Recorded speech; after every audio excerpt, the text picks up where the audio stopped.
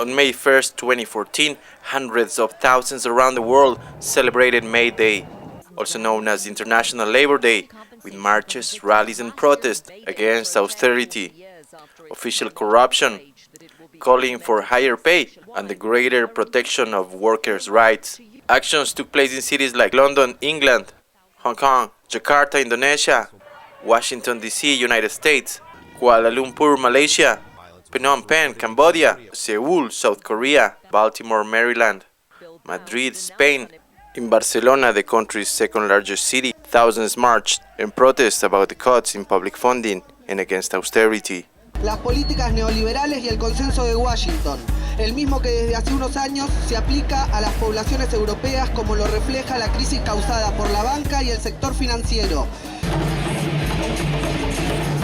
There was violence across Turkey, including Istanbul and Ankara, as labor and anti-government demonstrators marked the day by defying a ban on occupying Taksim Square to protest against Prime Minister Tayyip Erdogan. They were reportedly met by tens of thousands of riot police, armed with tear gas and water cannons. Hundreds were injured and arrested in the crackdown. In the United States, actions took part from coast to coast, in cities from New York to Seattle, to protest corporate greed and call for a $15 minimum wage. Days after congressional action over increasing the federal minimum wage to $10.10 was blocked by a Republican filibuster in the Senate. Seattle mayor announced he reached a deal to gradually phase in a $15 minimum wage, which will be the highest in the country. Socialist Councilwoman Kshama Sawant, however, is leading a campaign to put it into effect almost immediately, saying every year of a phase-in means yet another year in poverty for a worker. In Seattle, authorities say they discovered threats to law enforcement, but it appears their concerns were overstated. The vast majority of demonstrators who were calling for immigrant rights and worker rights were peaceful, despite the massive show of force by police. At time of publishing, only one arrest had been reported.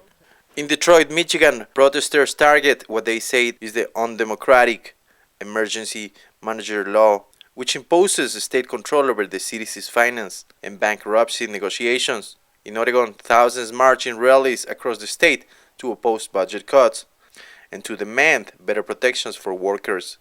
Thousands took part in multiple marches, shutting down traffic across Chicago and Los Angeles, where the primary focus was human and immigrant rights, decrying the lack of legislative action on comprehensive immigration reform and the halt to the Obama administration's record 2 million deportations.